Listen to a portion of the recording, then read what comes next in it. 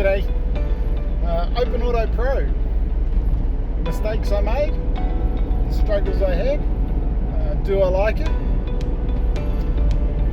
Stick around, watch the video. I'll cover the process I went through to get it installed in this van, and 1 year on, my thoughts on how is it as a system and would I do it again.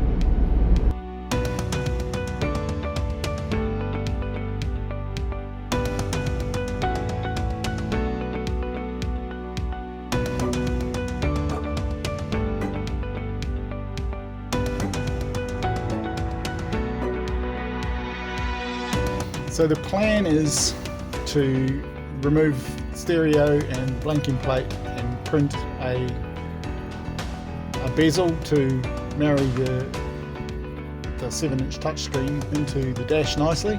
There's a Raspberry Pi, and that's going to run OpenAuto Pro, which will give me reverse camera, so I'll be able to use a Raspberry Pi wide angle lens camera on the back. It will give me Bluetooth audio connection for hands-free phone calling. It will give me GPS. It will give me the ability to play audio from phone or from USB. So let me take you inside and show you what I've got working on that so far. So here we are on the bench. Got the screen connected up. There's a camera connected, USB port, USB hub, and a USB microphone and speaker adapter,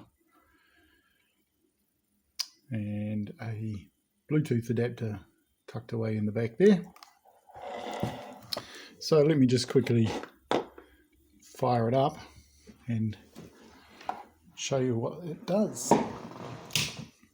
It's booted into the main OpenAuto window. I can go into Android Auto.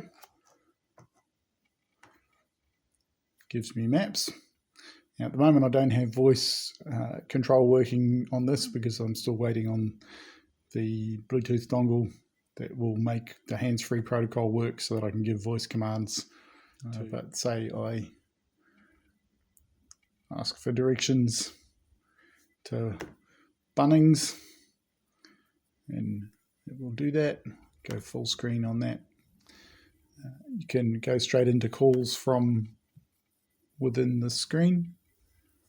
You've got access into phone calls from in there as well. You've got the reversing camera. You can trigger this via GPIO pins or whatever so that it will automatically come on when you put the vehicle into reverse. You can also configure it to have guidelines.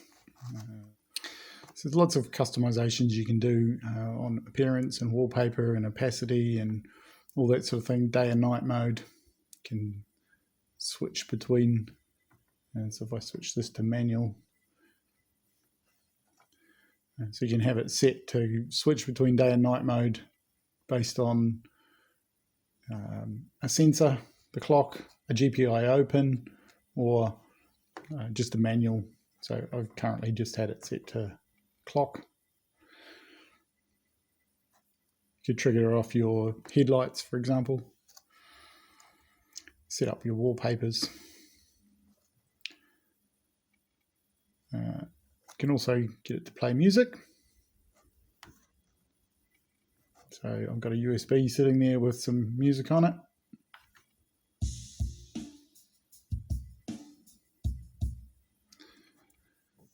And does album art, obviously. So quite a good system. It's not foolproof. There are some things that it doesn't do especially well, but it's a pretty good replacement for what's currently in the van to get functionality I don't have. So I'm going to put in the HDMI cable now, start looking at getting the dash the old radio pulled out of the dash and how I can make the new one fit, all that sort of thing. So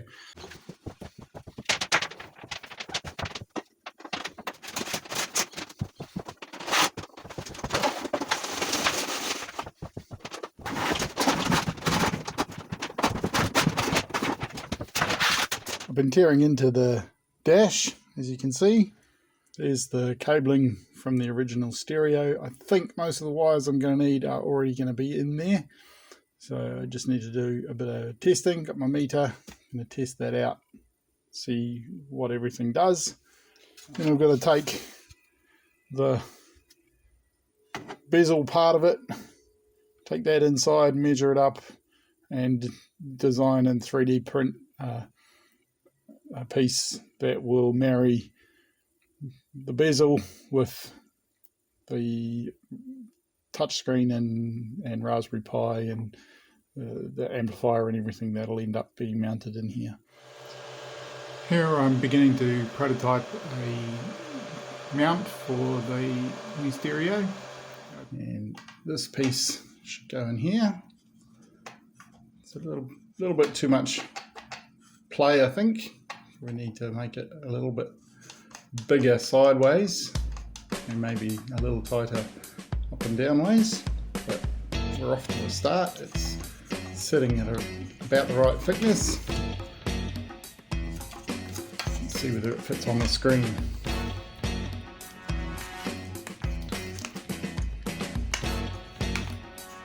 Okay, it's a reasonably nice fit. So a little bit of adjustment needed, but I'm on the right track. Some time later. So what I have now is, here's the bezel from the van, and this part my screen will fit into, and then in the back will go screen like so, and then on the back of the screen will fit this part, which will screw into the screen and into the back of the bezel.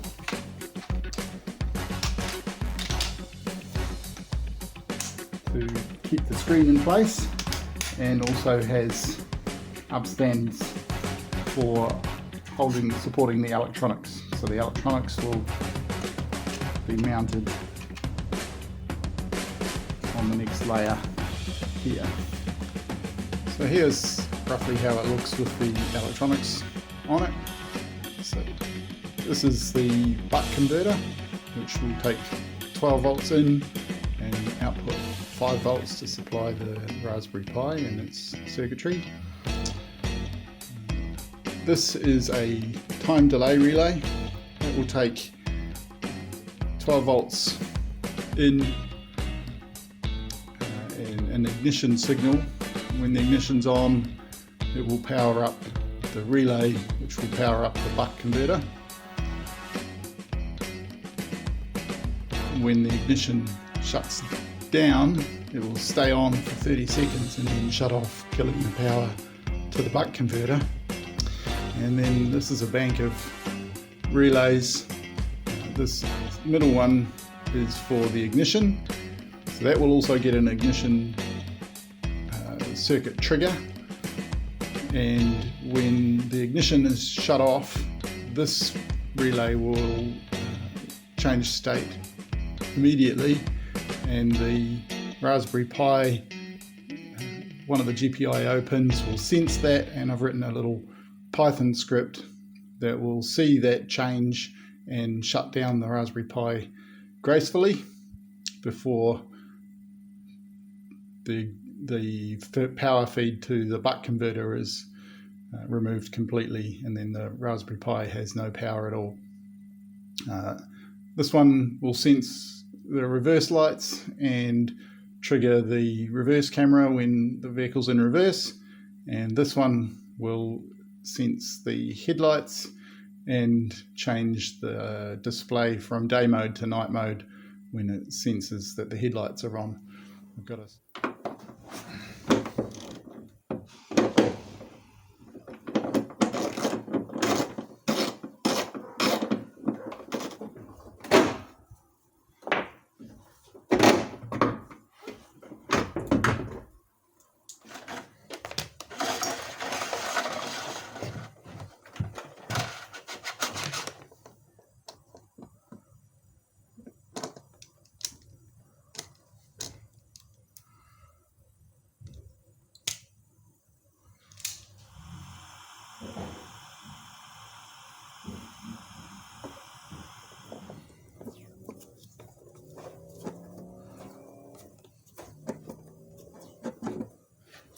I'm having a bit of a battle getting this this wire in.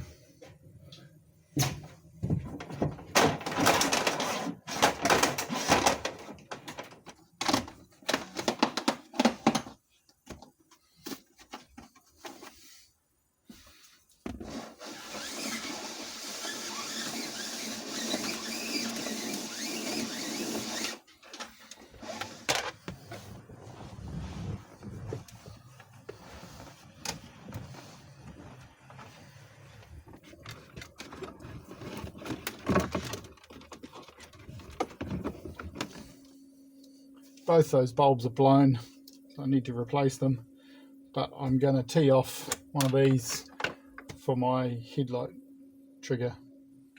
So there's my HDMI, my reverse trigger and my headlight trigger ready to go. Everything else I need is already in the factory cabling, so I can use that. So the PETG, I've got some black PETG arrived today, so I can print a black bezel for the Raspberry Pi screen. I'm also printing a box for the amplifier to go in, and I'm working on a design for the mount for the camera on the back. And once I've got all that done, then I can go ahead and get all this installed and working. Okay, I'm ready to do a first test of the system with the wiring and the relays and everything in. So I've just got a feed from a transformer here, which is going to provide my vehicle power. This switch is going to be the ignition switch. So at the moment that's turned off, and I'll turn the power on. It should power this up but not trigger the buck converter and not power the screen on. So let's turn the power on. Okay, so the timer relay is powered but not doing anything. So let's turn the ignition on.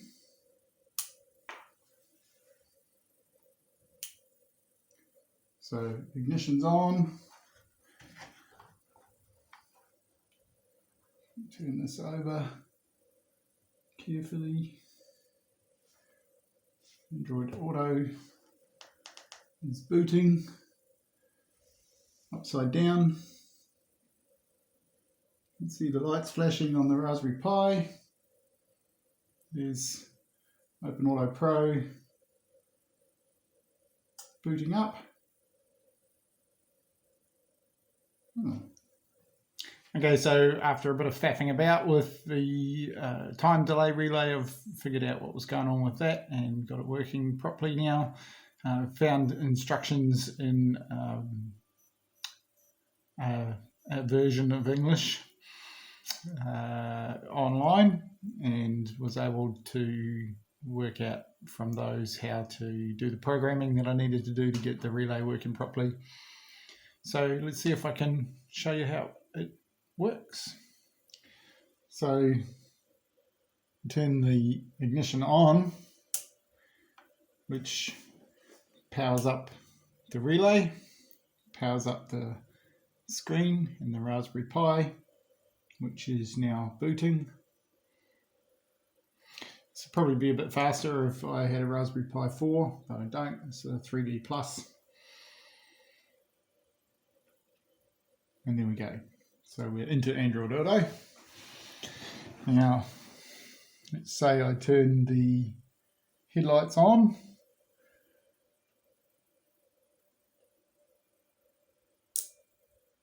And the screen goes into night mode, back to day mode. Put the vehicle into reverse.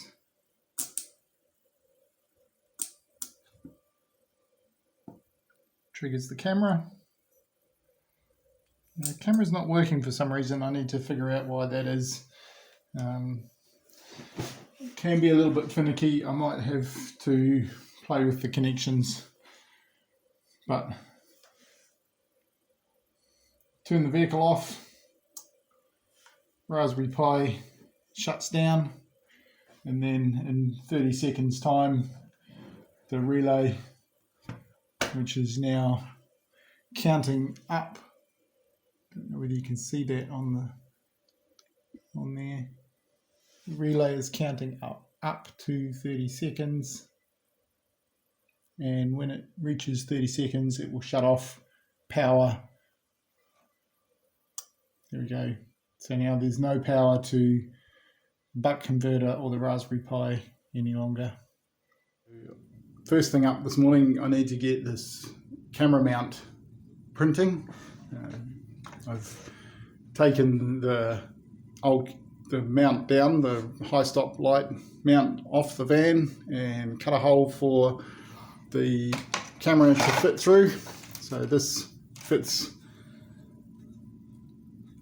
in behind there, and then the mount that you see on the screen there will print and slip in from behind, and the camera will slip through that, and then the final layer will go on behind the camera to hold it all in place. So I'll get that printing. The amp is in its little box that I've made. Need to get the cable terminations done, terminate the cable points on the back of the Raspberry Pi unit so that it's all plug into the dash, and do the terminations behind the head unit in the dash itself as well, so that I can plug it all in and have it working, and then hopefully. Alright, we've got both printers working on parts for the camera mount.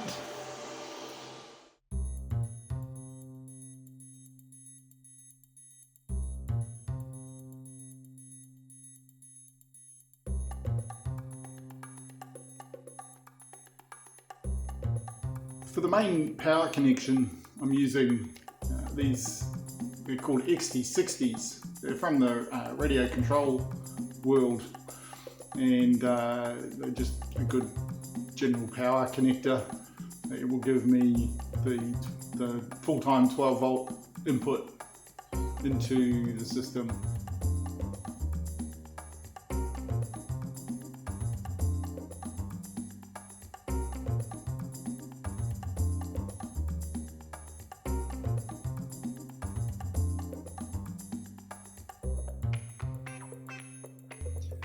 Okay, so that's the Raspberry Pi wiring complete. On this side, still got to do the connections on the van side, but that's easy. It's just splicing into my 3 trigger wires and my power and ground. So that's easy.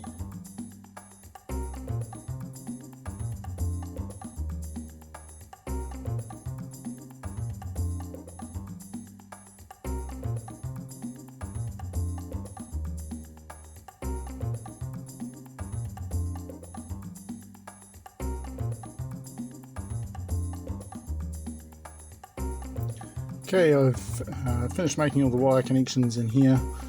I've isolated the 3 factory wires that I'm not using so they can't short on anything. I just need to tape up this loom a bit now.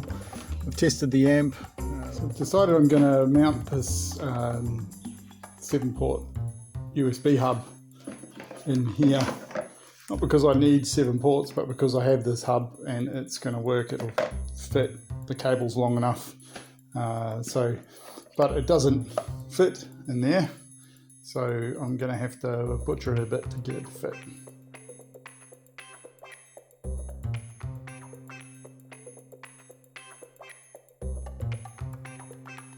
Okay, we're on the home stretch now. Just got to put the dash back together, feed the cable for the USB hub up to where the head unit's going, and then I can put the head unit in and try it out. Got the microphone run.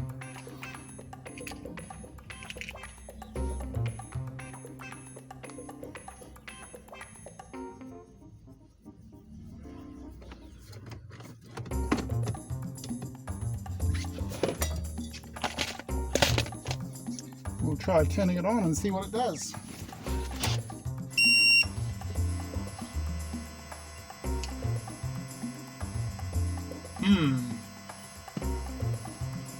Shuts down. Okay, so I need to sort out the noise, which is not a surprise. So just thought I would show you the system now that it's all working. Set to automatically play music as it turns up. You can turn that feature on and off. You can see it's just connected to my phone automatically as well via Bluetooth. So it'll work for hands-free calling and all that sort of thing. If I turn the lights on, it goes into night mode on the screen. Put vehicle into reverse, and we have reverse camera. If I plug my phone in, Android Auto will start, and that's all working now for navigation and that sort of thing. So, hey Google, take me to Alice Springs. Navigating to Alice Springs. So that's all working, and if I shut the vehicle off, the shutdown script takes over and the Raspberry Pi shuts down gracefully. So pretty happy with all of that. Some time later. So the question is, would I install OpenAuto Pro again? Yes, I think I would. It's not perfect, but it's not a terrible system. It's not. You wouldn't install it if you want amazing sound. That's not what it's for. But it's great for navigation, basic music, and just that, hands-free calling, all that kind of thing. It works really well. So, in the end, yes, I would install it again. One thing that I have found is that if I'm playing music off my phone, music that's stored on my phone as files, when I get notifications, it interrupts the music, and then the music doesn't restart. Whereas if I'm streaming music, like say Spotify or Amazon Music, notifications don't interrupt them. So that's one thing. For the reversing camera, in the end, I disabled the built-in reversing camera that you would get to by pressing that button, and I wrote a script that runs on the Raspberry Pi and monitors the GPIO pin for putting the vehicle into reverse. And the reason I did that was because the built-in camera in OpenAuto Pro, there's no provision to be able to to mirror the image. So you can rotate it if the camera's upside down, but you can't flip it. And so I needed to flip it. I needed to mirror it. So in the end, I don't use the built-in reverse camera function from OpenAuto Pro.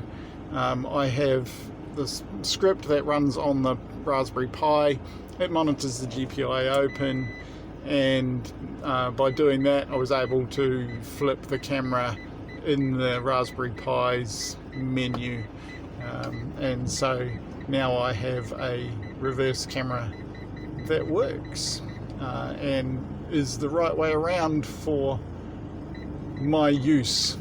Well, that's it for this video. Hope you enjoyed it. Do us a favour, smash the thumbs up button, the like button. Drop any questions or comments down below, that'll be great, and love it if you would subscribe. And until next time, be kind. See you later.